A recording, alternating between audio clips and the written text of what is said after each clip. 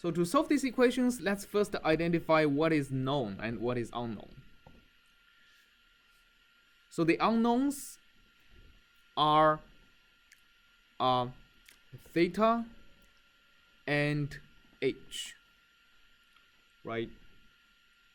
So these are the only two unknowns we want to solve for.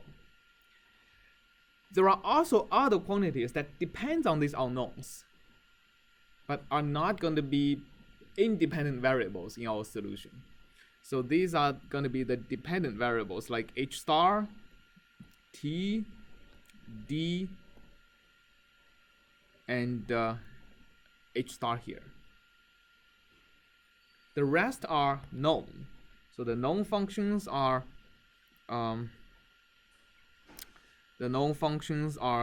especially ue and due dx.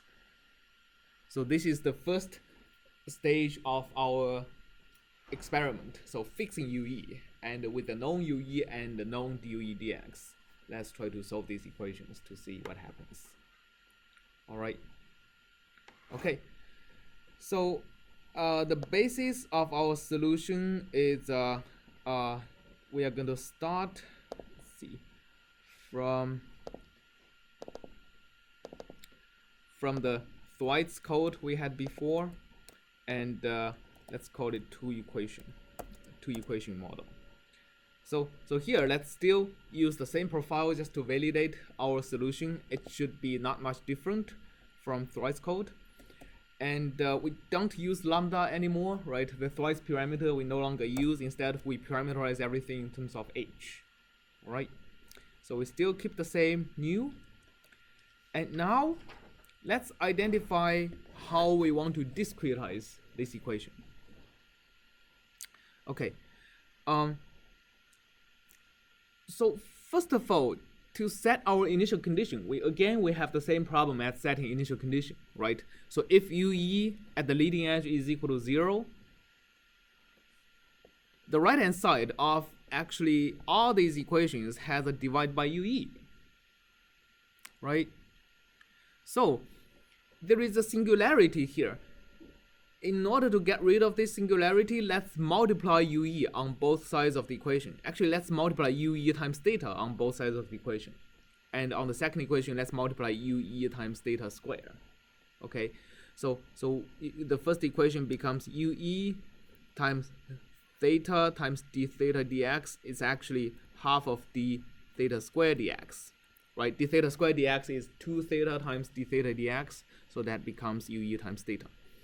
This is equal to nu times t minus h plus 2 theta square due dx.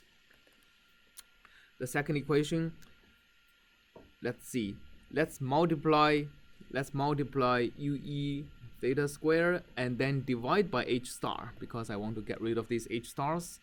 What I get is ue theta star divided by h star times dh star dx is going to be equal to 2 nu times d over h star. So this is exactly what we fitted using the curve fitting library. And here we get nu times t, everything else is cancelled, plus here this is cancelled, we get h minus 1 times theta square due dx. All right.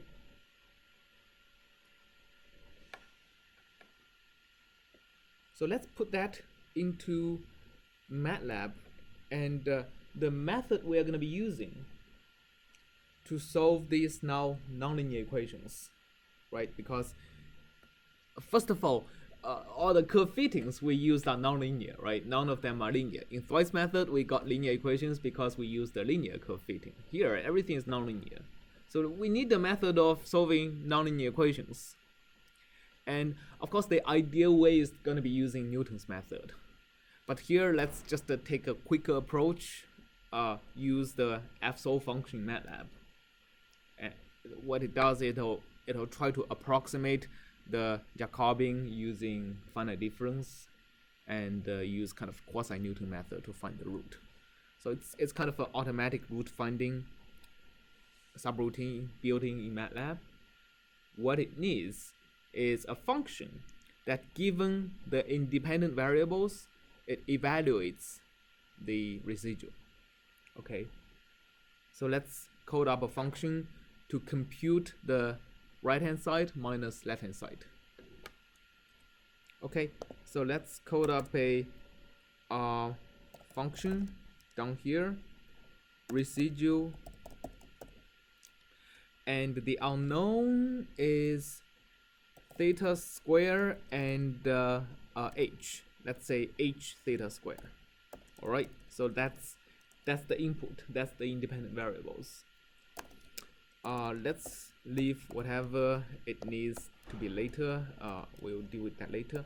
So we'll extract h to be theta h theta square 1, and the theta square is equal to h theta square 2. Okay, so these are the variables we need. And then, okay, in beginning of this, let's actually load. Did I copy the fits? Don't think so. Where is my fits? I think it's in this folder, fits. Let's copy that. Oops. Let's copy that into our new folder. Okay, and let's load fits.mat. It'll be loaded. So if you load it, we'll have these three fits. Okay. Okay. So I think you need to pass in fit D, fit HS, and fit T, right, into this function. So we are going to evaluate T is going to equal to fit T on H. That's easy. And my HS is going to fit HS on H. So this is basically computing these values. You can, for example, if you want HS of 4, fit HS of 4, it'll give you the corresponding value. If it's if you have 2.2, you have a lot higher H star. All right. So these are also, I have D over HS is equal to fit D of H. Okay, so I have these variables computed. Cool. So we are pretty ready to compute the residual now. So residual 1, the first equation, is going to be nu times T minus H plus 2 times theta square times due dx. So these are the stuff. Oh, so this is the right hand side, and we also need to minus the left hand side, which is ue divided by 2 times, again, let's do a first order finite difference on this. So theta square minus theta square 0, which is the last steps, at the last x location, dx. Okay, so this is the entire equation 1. Do you agree? And then we see we need additional things. We need nu, we need due dx, we need ue, and we need dx. Right? These are all the things we need in computing the residual. And we also need this. So in addition to this, we need the last steps. Let's put a 0. We need the last steps, h and theta square. So in addition to this, let's also have h0 and theta 20 being the last steps value. All right.